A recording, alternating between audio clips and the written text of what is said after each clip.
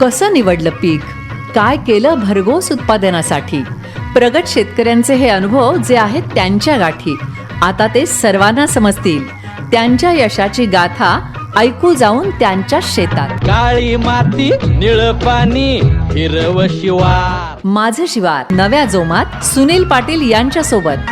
माझं शिवार green FM 90.4. माझं शिवार.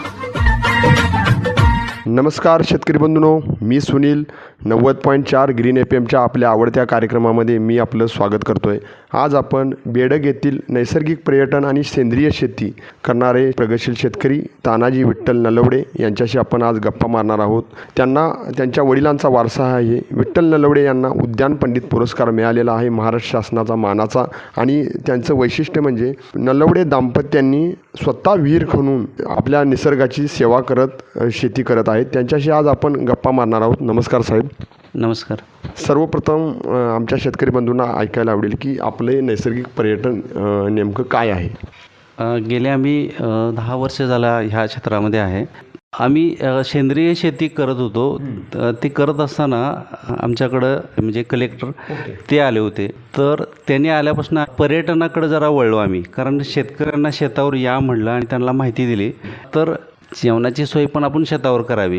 मग ह्या उद्देशानं आम्ही नैसर्गिक पर्यटन चालू केलं. म्हणजे ग्राहकांना खरंच सेंद्रिय शेती काय असते हे पटवून सांगण्यापेक्षा बघितल्यानंतर त्यांना लक्षात येईल, ह्या उद्देशानं आम्ही ते चालू केलं. नलवडे साहेब, सेंद्रिय शेतीचं महत्त्व जे आहे ते आज सर्व शेतकरी मानत आहेत. तुम्हाला असं का वाटतं की सर्व शेतकऱ्यांनी सेंद्रिय शेतीकडे वळावं?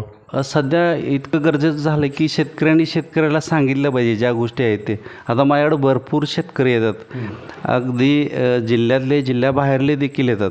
तर आमचा एकच उद्देश आहे की आल्यानंतर तुम्हाला काय वाटलं आणि आम्ही अजून काय करावं आणि आमच्याकडे जे ज्ञान आहे ते आम्ही सांगण्याचा प्रयत्न करत असतो. कारण जास्तीत जास्त सांगितल्यामुळं त्यांच्याकडनं पण कळते आणि आम्ही अभिप्रायासाठी वही पण ठेवलेले आहे. कारण काय वाटलं हे सांगणं लई महत्त्वाचं आहे. सर, आमच्या शेतकरी बंधूंना ऐकायला आवडेल की सेंद्रिय शेतीचे महत्त्व. सेंद्रिय शेतीमध्ये कसं झालं, फळं खाल्ल्यानंतर विषय कसा आहे, आता एक उदाहरण दिलं, फळ ठेवल्यानंतर किती दिवस टिकतं ते.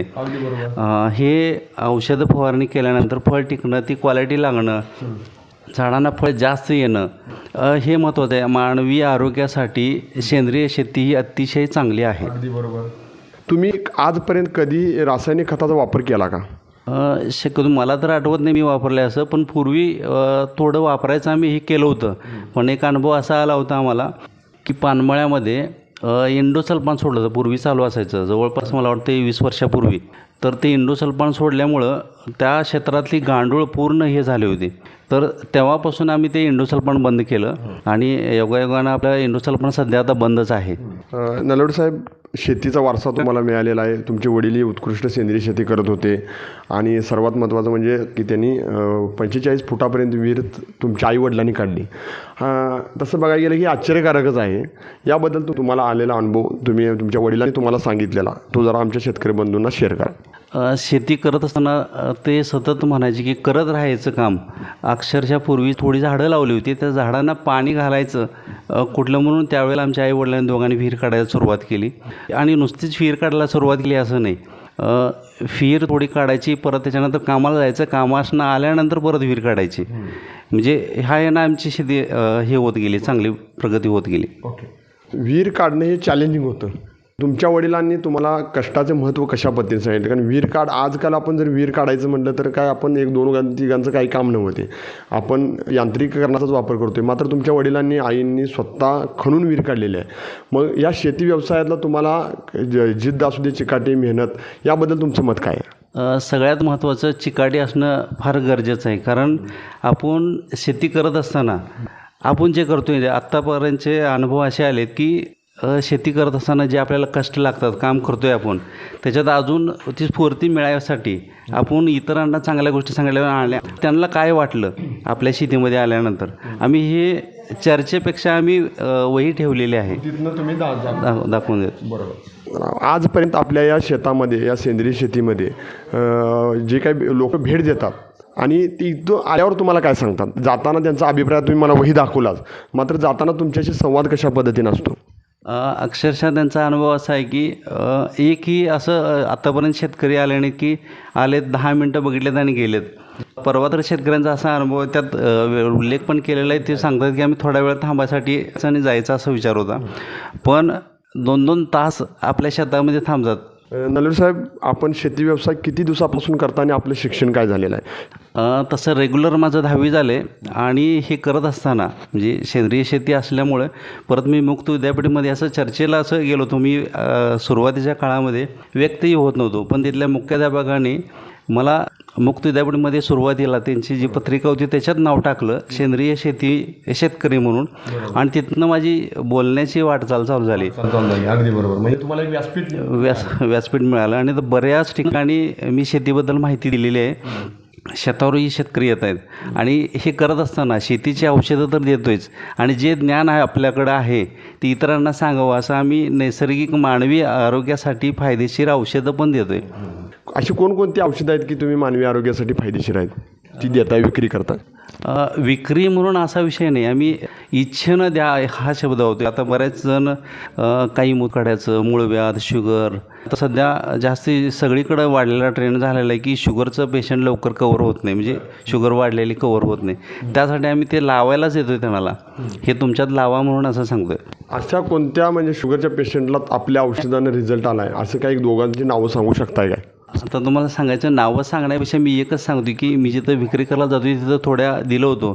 पूर्वी असं होतं की असं कुठं औषधांना रिझल्ट येतो आहे का असा विषय होता. मी एकच सांगतो की हे वापर करा कंटिन्यू 1 महिना किंवा रेग्युलर तुमचं जे चालू आहे ते चालू दे. 1 महिन्यानं टेस्ट करा आणि त्यानंतर टेस्ट केल्यानंतर ते डॉक्टर सांगतील तुम्हाला तुमची शुगर कमी झाली. नलवडे साहेब, आपल्याकडे शेती किती आहे आणि आता सध्या शेतामध्ये कोणकोणती फळबागा आणि बाकीची पिकं आहेत? शेत आपलं जवळपास 5 एकर 6 गुंठ आहे आणि करायला घेतलेले 1-2 एकर आहे. हे असताना आम्ही आता हे 3 एकरामध्ये सगळी फळं बघायत. त्यामध्ये पेरू, चिक्कू, सीताफळ, डाळिंब, मोसंबी, संत्री, अंजीर जे उपलब्ध फळं असतात ती विक्रीस घेऊन जातो आहे. आणि मी आता एवढी सांगितली फळं, अजून पण फळं आहेत. ठराविक सीझनला माल येतो आणि हे करत असताना आणि भाजीपाला पण करतो आहे, म्हणजे जेणेकरून विक्री करताना फळे भाजीपाला हा विषय. त्यानंतर आपल्याकडे थोडी जनावरं पण आहेत, जर्सी गाया पण आपल्याकडे होत्या. जनावरं कमी करण्याचं कारण काय? आम्ही कणेरी मठला गेलो होतो. तिथं गेल्यानंतर आम्हाला जनावराबद्दल माहिती मिळाली. अक्षरशः तिथनं आल्यानंतर आम्ही आमच्याकडल्या जर्सी गाया होत्या त्या आम्ही विकल्या आणि त्यानंतर परत आम्ही देशी गाया घेतल्या. म्हणजे सुरुवातीला आश्चर्य वाटलं मला की देशी गाया विक्री करत नाहीत, पण मी खटावला गेलो होतो तेव्हा एका गायची किंमत मला 50,000 सांगितलेली. तिकडनं आल्यानंतर असेच आम्हाला एक गोळा करत आम्ही जवळपास 11 गाया केलेत देशी गाई. नलवडे साहेब, आपण शेती करत आहात, नैसर्गिक पर्यटनात बरीच लोक येतात. आपल्या नैसर्गिक पर्यटनाचं काय असं वेळ काय ठरलेली आहे का, बाबा इन या टायमाला व्हायचं आणि आउट या टायमाला व्हायचं? अक्षरशः बरेच ग्रुप असे आहेत, काही ग्राहक तर 7 वाजता आलेत आपल्या शेतात आणि संध्याकाळी 7 वाजेपर्यंत थांबलेत. काही जण म्हणतात राहायची सोय करा, पण पूर्वी आमच्या घरच्यांचा विचार असा की राहायची सोय तेवढी नाही करायची, दिवसभर जे काय आहे म्हणजे जेणेकरून आमचा हा उद्देश असा आहे की सेंद्रिय शेती बघायला यामुळे तर कोण येणार नाही, त्यासाठी आम्ही ते पर्यटन चालू केलं, जेवणाची सोय वगैरे, म्हणजे पूर्ण दिवसभर थांबतात. आणि इव्हन आम्ही अजून एक विषय केला की कुणाची इच्छा काम करायची असेल त्यांनी मदत करू शकतात, इथपर्यंत आमचा विषय झालेला आहे. तुम्ही म्हणलात की जेवणाची सोय वगैरे हे सर्व जे काय आहे नियोजन कशा पद्धतीनं तुम्ही करताय? आम्ही आता रिअल सांगायचं म्हणजे आम्ही एकच विचारतो की जेवणामध्ये तुम्हाला 3 प्रकार काय हवं आहे, म्हणजे बाजरीची भाकरी, रेग्युलर भाकरी, चपाती, या 3पैकी 2 सांगा. आणि बाकीच्या भाज्या वगैरे करतोय ते आम्ही आमच्या पद्धतीनं करतोय, आम्ही कधी त्याची ऑर्डर म्हणून घेत नाही. आम्ही एवढं सांगतो कारण एका दिवशी 3-4 ग्रुप येतात, तर प्रत्येकाचा वेगळा विचार असतो, मग आम्हाला हेच पाहिजे, मग आम्ही कमर्शियल म्हणून तेच करायचं म्हणून आमचा उद्देश एक आहे की शेती ही कळली पाहिजे कशा पद्धतीनं करतायत आणि ह्या शेतीतला मला पण घ्यायचा आहे. म्हणजे हा विषय असल्यामुळे ते 3-4 ग्रुप त्यांना ते दिलं आहे आम्हाला दिलं नाही असा विषय होऊ नये म्हणून आम्ही तो विषय केलेला. आपल्या इथं बरेच ग्रुप येतात, अभिप्राय पण चांगले आहेत. इथं येऊन असा कोणता त्यांनी वाढदिवस म्हणा कुठला किंवा इव्हेंट साजरा होतो का? बरेच वाढदिवस बरेच होतात, पण ह्याच्यातनं उद्देश हाच आहे की आधी 2 दिवस सांगायला लागतं आहे, कारण एकतर आमच्या गावापासून 1.5 ते 2 किलोमीटर लांब आहे. मग आधी सांगितलं तर तसं 99% आम्ही घरच्यांच्यावर हा विषय घेतो आहे, म्हणजे जास्तीत जास्त कामगार कमी असतात या म्हणजे आता आपल्या नैसर्गिक पर्यटन व्यवसायामध्ये आपणास घरच्यांचं सहकार्य कशा पद्धतीनं राहतं? घरच्यांचा सगळ्यात महत्त्वाचा विषय की आमच्या घरातले सगळेजण मदत करतात त्या ह्याच्यामध्ये. कारण स्वयंपाकापासून त्यांचं नियोजन शेतातल्या ह्याच्यामध्ये माहिती देण्यापर्यंत सगळं घरच्यांच्या ह्याच्यावर असतं. पुन्हा म्हणजे आपल्या घरचेच सगळे आहेत का बाकी सगळं म्हणजे पर्यटकांना दाखवण्यासाठी गाईड म्हणून काही नेमणूक केलेली आहे? जास्तीत जास्त आपले घरचेच. महिलांना आमचे मॅडम सांगतात आणि मुली पण आहेत महिलांना माहिती द्यायला. त्याचबरोबर आमचा भाऊ आहे, भावाचा मुलगा आहे. म्हणजे मी ज्या वेळेला असेल त्यावेळेला मी ही माहिती देतो. नलोड साहेब, सेंद्रिय शेतीमध्ये आता मी बघितलं बाहेर आपण बॅरेल ठेवलेले आहेत किडीसाठी म्हणा, स्लरी म्हणा. हे जे काय बॅरेल ठेवलेले आहेत ह्या सेंद्रिय शेतीमध्ये याचं महत्त्व काय आहे? सध्या मी सांगायचा हा विषय सगळ्यात महत्त्वाचा आहे. मी कधीसुद्धा आत्तापर्यंत असं सांगितलं नाही की ह्या औषधं मारल्यानंतर कीड मरते म्हणून. माझा एकच उद्देश आहे की हे जास्तीत जास्त शेतकऱ्यांनी ह्याचा वापर केला पाहिजे. त्याचा वापर केल्यानंतर बघा एकच विषय आहे, दशपर्णी एकच जर घेतलं तर दशपर्णी हा सतत औषध फवारणी करत राहिलं पाहिजे. म्हणजे विषय सगळ्यात महत्त्वाचा अमावस्या पौर्णिमा ह्या काळात जर फवारणी केली, बऱ्याच शेतकऱ्यांनी उद्देश एकच आहे की शेतीचा खर्च कमी करावा आणि उत्पन्न चांगलं मिळावं. आता सध्याची परिस्थिती अशी झालेली आहे की अतिवापर झालेला आहे आणि खर्च वाढलेला आहे. शेतीमध्ये आता उत्पन्न म्हणजे प्रत्येकाचा विचार वेगळा आहे, उत्पन्न राहते का नाही हा विषय चाललेला आहे. पण ह्यासाठी आपल्याला आता जे ग्रुप केलेले आहेत सेंद्रिय शेतीचे, उद्देश हेच आहे ते कृषी विभागाच्या माध्यमातून जे आलेले आहेत की 3 वर्षे करायचं आहे. पहिल्या वर्षी थोडं कमी करायचं आहे, दुसऱ्या वर्षी जास्त कमी करायचं आहे, तिसऱ्या वर्षी पूर्ण बंद करायचं आहे. म्हणजे हा अतिशय सुत्य विषय आहे. मला वाटत होतं पूर्वी हा विषय गरजेचा आहे की आपल्यापर्यंत राहते, पण आपल्या ह्याच्यामध्ये आता भरपूर म्हणजे कृषी विभागाकडनं अगदी देश लेवलला हा विषय वाढलेला आहे आणि खरंच भारावून जाण्यासारखा विषय झालेला आहे. आपण म्हणालात की दशपर्णी जे औषध आहे सगळ्यात महत्त्वाचं, ती तयार करण्याची प्रक्रिया काय आहे? सगळ्यात महत्त्वाचा 10 झाडाचा पाला लागतो, ती जनावर खाणार नाहीत अशा पद्धतीनं आम्ही क्लिअरली इव्हन शेतावर 10 झाडांचा पाला कुठल्या झाडांचा का कोणत्याही? कोणत्याही असं नाही, शक्यतो म्हणजे गाई खाणार नाहीत अशा, म्हणजे कडुलिंब आहे, निरगुडी, घाणेरी, कणेरी असे अनेक आहेत, गुळवेल बरेचसे आहेत. आम्ही जे आता रिअल सांगायचं म्हणजे हे शेतकऱ्यांना सगळी माहिती देतो कसं बनवायचं आणि ज्यांना शक्य होणार नाही त्यांना घेऊन जावा म्हणतोय आम्ही. असं कधी म्हणत नाही की आमच्यातच नेलं पाहिजे असं नाही. पण आता आपला हा कार्यक्रम लाईव्ह शेतकरी ऐकत आहेत, मग याची तयार करण्याची प्रक्रिया काय आहे? ह्याच्यामध्ये 10 झाडाचा पाला एकत्रित आणायचा आणि हे सगळ्यात महत्त्वाचा विषय, हा पाला पण एका दिवशी गोळा करायला पाहिजे. होते का आपल्यामध्ये शेतकऱ्या म्हणजे आम्ही ग्रुपचं का नियोजन केलं आहे ते सोयीस्कर होईल. कारण इव्हन तुम्ही एक पाला आणा, तुम्ही एक आणा, देशी गायचं शेण घ्यायचं आहे, गोमूत्र घ्यायचं आहे, हे किती घ्यायचं आहे, कसं घ्यायचं आहे ह्याची चर्चा होणं गरजेचं आहे. एका दिवशी एका माणसाला सांगितलं तर ते सगळं गोळा करणं शक्य नाही. मग त्यासाठी ग्रुप असणं हे फार महत्त्वाची गोष्ट आहे आणि शेतकऱ्यांनी एकत्र करणं ही फार मोठी गोष्ट आहे. आता माझ्याकडे बरेच शेतकरी जिल्ह्यातले येतात, जिल्ह्याबाहेरचे पण येतात, म्हणजे इव्हन 50-50 लिटर घेऊन जात आहेत. हा विषय जरी विक्रीचा नसला करायला पाहिजे शेतकऱ्यांनी एकत्र येऊन, हा फार मोठा विषय आहे. त्याचबरोबर जीवामृत आहे, वर्मीवाश आहे आणि बरेच असे टॉनिक आहेत म्हणजे जे आपण घरच्या घरी करू शकतोय. मग ह्याच्याकडे वळले पाहिजे शेतकऱ्यांनी. म्हणजे नलोड साहेब, आपली शेती 0 बजेट शेती आहे. 0 बजेट म्हणता येणार नाही, पण कमी खर्च औषधामध्ये. यस औषधामध्ये एकदम कमी खर्चात आपण करू शकतोय. आता एवढी शेती आपल्याकडे आहे, यासाठी काय आपण ट्रॅक्टर वगैरे मशागतीसाठी आपल्याकडे कोणकोणती साधनं आहेत? सध्या पॉवर विडर आहे आणि पॉवर विडरचा जास्तीत जास्त वापर होतो आहे. कारण फळबाग असल्यामुळं आणि गांडूळ असल्यामुळं आम्ही जास्त करून लई मोठी मशागत करावी असा विचार नाही करत. कारण पूर्ण आपल्या इथं तुम्ही दाखवायचं, आम्ही इथपर्यंत सांगतो. आता पोच पडायला ओळखतात गांडूळ वर आलेले, आम्ही सांगतो की शेतकरी आल्यानंतर पण हा विषय घेतो की तुम्हाला वाटतंय शेतामध्ये तुम्ही बोर्ड करून दाखवा, तिथं उकरलं जाईल आणि तिथं गांडूळ तुम्हाला दिसतील. 100% हां. म्हणजे हा आता आपण एवढं कॉन्फिडन्सनं सांगत आहात की जिथं उकरेल तिथं गांडूळ मिळतात, म्हणजे आपण रासायनिक खत वापरत नाही, याचा हा फायदा आहे का?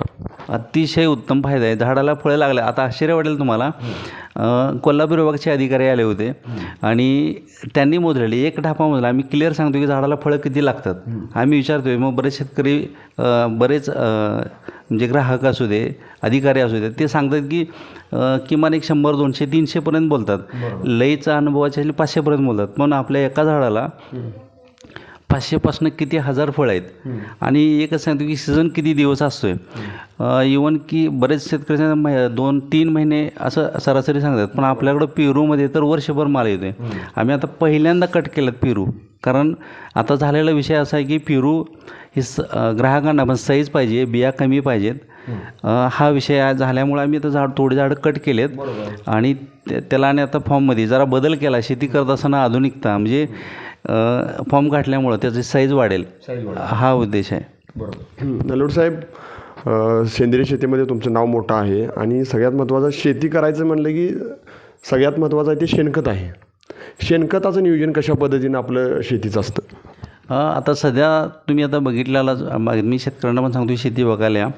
आम्ही आता शेतात पूर्ण गांडूळ आहेत. आता वर आमच्या घराच्या वरल्या साईडला गोठा आहे, गोठ्यातनं पाईप जोडले असेल म्हणजे मोटर चालू केली, आम्ही गोठ्यात कच्चं शेण डायरेक्ट जाते शेतात. आता बरेच जण आम्हाला पूर्वी झालेला विषय आहे की कच्चं शेण शेतात सोडायचं नाही, पण आलेला अनुभव आहे हा. आम्ही डायरेक्ट सोडल्यामुळं म्हणजे त्या 2 पद्धतीने करतो. एक तर तो कच्चं शेण शेतात जातेच, पण जीवामृतचा जास्तीत जास्त वापर असतो. ते शेतात गेल्यानंतर पूर्ण नैसर्गिक गांडूळ तयार होतात भरपूर शेतामध्ये. त्यामुळे शेणखताचं महत्त्वही आहे. अतिशय उत्तम शेणखत शेतीला हे पाहिजे, पण ते डायरेक्ट सांगून आता सध्याची परिस्थिती आहे बघा, सगळीकडंच पाऊस आहे तरीसुद्धा हुमणीचं प्रमाण वाढलेलं आहे. मग ह्यासाठी आपल्याला डायरेक्टली शेण म्हणजे ते एकतर कुजलेलं व्यवस्थित असायला पाहिजे आणि ते व्यवस्थित नियोजन पाहिजे त्याचं, सध्याची परिस्थिती आहे. आता आपल्या शेतीच्या जर खाली बघितलं तर थोडं नाला पण आहे. हुमणीचा या शेतामध्ये कधी प्रादुर्भाव झालेला कधी आठवतं का? मला तर ह्या भागात हुमणीचा कधी ऐकला नाही. गोगलगायचा त्रास वगैरे झाला आहे का कधी? हां, गोगलगायचं झालेलं आहे एकदा. त्यासाठी आम्ही तंबाखू धस वगैरे वापरलेली आणि हा पण सगळ्यात महत्त्वाचा विषय आहे की तंबाखू धस आम्ही पूर्ण शेताकडं म्हणजे इवन शेतात मारण्यापेक्षा शेताकडं म्हणजे एंट्री करू नये, हा विषय सगळ्यांनी जर एकात्मिक म्हणतं आपला शब्द आहे बघा, एकात्मिक किडे म्हणजे ज्या वेळेला हुमणी वाढवू नये ह्यासाठी ते भोंगेरे वगैरे गोळा व्हावे. आता कृषी विभागानं पण चांगलं काम केलं मध्ये की पिवळं ट्रॅप म्हणजे मातीमध्ये असं हे करायचं आहे हौद टाईप, त्याच्यामध्ये ऑइल वगैरे घालून असं हे करायचं. त्यांनी प्रात्यक्षिक दाखवले. म्हणजे आता बरेच शेतकऱ्यांना तर ते भोंगरे कधी गोळा करायचे पाऊस येण्याच्या आधी, म्हणजे ते करणं फार गरजेचं आहे. नलोड साहेब, आता आपण फळबागा आपण बघितलं की जवळजवळ 14 ते 15 प्रकारच्या आपल्या फळबागा आहेत. याचं उत्पादन कशा पद्धतीने घेता? हे नजीकच्या कोणत्या बाजारपेठेत तुम्ही विक्री करता? 99% स्वतः विक्री करतो आहे आणि स्वतः विक्री करत असल्यामुळं ग्राहकांना पण शेतावर बोलवते. विषय बघा कसा, आणि कुणाची इच्छा काढायची असेल ह्यातून 2 फायदे झाले. एक तर शेती बघायचं झालं, पर्यटन झालं, त्याच्यानंतर जाताना विक्रीसुद्धा झाली. म्हणजे जीवन शेतकऱ्याला कधी समाधान आहे. नोकरी नसल्यामुळं सगळ्यात महत्त्वाचं आहे शेती जर प्रामाणिक आणि चांगल्या मतानं जर झाली तर शेतीसारखं कुठलंही इन्कम आणि सोर्स चांगला हा विषय नाही. व्यापारी कधी आलेत आणि आम्हाला तुमची सेंद्रिय आणि आपल्याला तुमचा इथला फळं द्या? बरेच व्यापारी येऊन गेलेत, अगदी मुंबईपर्यंत येऊन गेलेले आहेत. पण विषय झाला कसा, आम्ही सगळ्यात महत्त्वाचा हा बल्क मागणीचा असायची, पण आम्ही बल्कमध्ये जास्त उतरलो नाही. पण आता कृषी विभागाच्या माध्यमातून आम्ही ग्रुप बनवलेत. म्हणजे भविष्यात विचार आहे, तुम्हाला सांगायचं बाहेरल्या देशात पण मागणी भरपूर होती, पण त्यावेळेला विचार असा होता की इतका माल चांगला करायचा आणि जर बाहेर पाठवायचा मग काय राहिलं, हे आपल्यातली लोकं खाल्ली पाहिजेत. आणि मला एकच म्हणायचं आहे, आसपासचे शेतकरीसुद्धा तयार झाले पाहिजेत. इवन मी आता इथं आहे, आमची वस्ती, परत गाव, परत तालुका, परत जिल्हा, असं व्हायला पाहिजे असं माझं प्रामाणिक मत आहे. साहेब, कृषी विभागाचं सहकार्य आपणास कशा पद्धतीनं राहतं? तसं बघायला गेलं तर रिअल सांगायचं म्हणलं आमच्या वडिलांच्यापासून आमचे वडील पण काय म्हणायचे की कृषी विभागामुळेच आमची प्रगती झाली. कारण जे अधिकारी येतात त्यांच्यामुळे चर्चा होते, आधुनिकता नवीन अजून कोणी काय केलं आहे तिथं जाऊन बघायचं. ती सवय असल्यामुळं मला पण जाणं, परत ते बघणं, परत आपले जिल्हा कृषी अधिकाऱ्यांच्या म्हणजे माहितीच्या ह्याच्यातनं दुसऱ्या राज्यात असू दे जाऊन येणं, आता बरेच ह्याच्यातलं नवीन काय केलं ते बघणं फार महत्त्वाचं आहे. म्हणजे आपण बघितल्याशिवाय दुसरी माणसं आपल्याकडे कशी येणार, हा एक महत्त्वाचा विषय. आता सध्या तर बरेच लांबले शेतकरी पण यायला आलेत, बरेच लांबले ग्राहक पण यायला आलेत. म्हणजे ती आल्यानंतर ग्राहक का शब्द वापरतो, आल्यानंतर मोकळं कोण जात नाही. आणि शेतकऱ्याला एकच आहे की हा सोर्स होणं फार गरजेचं आहे. ज्यावेळेला प्रदर्शन वगैरे असतं त्यावेळेला आवर्जून आपण स्टॉल म्हणजे घेता, त्यावेळेला जे नवीन शेतकरी आपणास पाहायला मिळतात ते पुन्हा आपल्या शेतावर येतात का? भरपूर शेतकरी आता कृषी विभागाच्या माध्यमातून आम्हाला स्टॉल अगदी व्यवस्थित महत्त्वाचं सांगायचं म्हटलं तर आम्हाला भीती असायची पहिला ती कृषीच्या प्रदर्शनामध्ये जायचं म्हटलं त्याचे रेट वगैरे असले आम्हाला परवडणार नाही हा विषय होईल आम्ही कधी जात नव्हतो. पण आम्हाला कृषी विभागाच्या माध्यमातून आता येण्यास प्रोत्साहन मिळते आणि तिथं गेल्यानंतर खरंच शेतीमध्ये किती चांगली गोष्ट आहे. कारण सगळ्या ह्याच्यामध्ये सगळं झालं पण शेतीमध्ये जे समाधान आहे ते कुठल्याही व्यवसायामध्ये नाही असं मला वाटतं. साहेब शेवटचा प्रश्न, सेंद्रिय शेती करून पिकवलेली फळे आणि रासायनिक शेती करून पिकवलेली फळे यामधला फरक काय? भरपूर फरक आहे. मेन महत्त्वाचं आता एक साधं उदाहरण सांगतो. फळांच्यामध्ये तर आहेच. मागच्या ह्याच्यात सांगतो आम्ही टमाटो केले होते. जवळपास मला ग्राहकांनी सांगितले, मी स्वतःच्या ह्याच्यात स्वतः कौतुक करणं हा विषय नाही, ग्राहकांनी मला सांगितलं की तुमचे टमाटो आमच्याकडे 40 दिवस राहिले. मलाही आश्चर्य वाटलं ते. कारण परत आम्ही एखाद्या वेळेस माझ्याकडनं 1 किलो 1.5 किलो राहायचे आणि ते राहिल्यानंतर कॅरेटमध्ये राहायचे. परत मी 15 दिवसांनी बघायचो तर टमॅटो आहे तसे असायचे, कलर चेंज व्हायचा पण आहे तसे राहायचे. मला हे सांगण्यात हे वाटते की ग्राहकांनी हा विषय घेतला पाहिजे आणि ह्याच्याकडे ज्या वेळेला अजून म्हणजे मागणी येईल त्यावेळेला शेतकरी पण ह्याच्याकडे वळतील आणि हे वळणं फार गरजेचं आहे. सध्या काय झालं आहे, शेतकऱ्यांनी शेतकऱ्याला सांगणं आणि बंद केलेलं म्हणण्यापेक्षा आता सांगायला पाहिजे, कारण व्यक्त होणं ही फार महत्त्वाची गोष्ट आहे. नलवडे साहेब, अजूनही काही शेतकरी सेंद्रिय शेतीकडे वळालेले नाहीत, त्यांच्यासाठी तुमचा अनुभव आणि तुम्ही कशा पद्धतीने त्यांना सांगणार? मगाशी सांगितल्याप्रमाणे आपण एकाच वेळेला सगळ्या गोष्टी करायची. काय झालं आहे, सेंद्रिय शेती आहे सोपी, पण विषय झाला आहे कसा आहे, ते कुटुंबाने सगळ्या इंटरेस्ट घेतला पाहिजे. झाले काय, माणसं सांगून जर सेंद्रिय शेती करायला गेलो तर न परवडणारी आहे. कारण टिकून राहणं हे लय महत्त्वाची गोष्ट आहे. काय झालं आता, हे असं केलं तर नव्या नेरेटिव्ह जास्त वाढल्यामुळं घरातल्या सगळ्यांनी हा विचार केला पाहिजे. मी इव्हन आमच्याकडं सगळ्यात महत्त्वाचा विषय की आम्ही सांगतो की शेतकऱ्यांना येणं म्हणजे हा कृषी विभागामधला विषय आहे. मलाही फार आवडलं त्यावेळेला. म्हणजे शेती मिटिंग असल्यावर सगळे पुरुषांनी जावं असं नाही, महिलांनी जाणं गरजेचं आहे. कारण शेतीमध्ये बघितलं तर आता जास्तीत जास्त राबतात म्हटलं तर महिला, तर त्या महिलांना ह्या गोष्टी जर कळाल्या तर त्या शेतीमध्ये अजून आधुनिकता आणू शकतात. तर शेतकरी बंधूंनो, हे होते बेडग येथील प्रगतशील शेतकरी तानाजी विठ्ठल नलवडे, जे सेंद्रिय शेती करतात, रासायनिक खताचा कोणताही वापर करत नाहीत आणि त्यांना वाईट अनुभव आला होता की रासायनिक खतामुळे त्यांचे पानमळ्यामध्ये जे आपले शेती मित्र असणारे गांडूळाचं प्रमाण कमी झाल्याने पानमळ्याचं नुकसान झालं होतं. त्या दिवसापासून ते कधीही त्यांनी रासायनिक खताचा न वापर करता आज एक चांगली शेती सेंद्रिय शेती पिकवत आहेत. त्यांचा मोबाईल क्रमांक आहे 9970542635. आपणास काही शंका असतील, मार्गदर्शन हवं असेल तर आपण त्यांना कधीही या नंबरवरती फोन करू शकता. तर शेतकरी बंधूंनो, आता वेळ झाले इथंच थांबण्याची. उद्या भेटूया आपल्या आवडत्या कार्यक्रमामध्ये. तोपर्यंत धन्यवाद. माझं शिवार ग्रीन FM 90.4. माझं शिवार 90.4 Green FM. सुनो ग्रीन राहो एव्हरग्रीन. माझं शिवार ग्रीन FM 90.4. माझं शिवार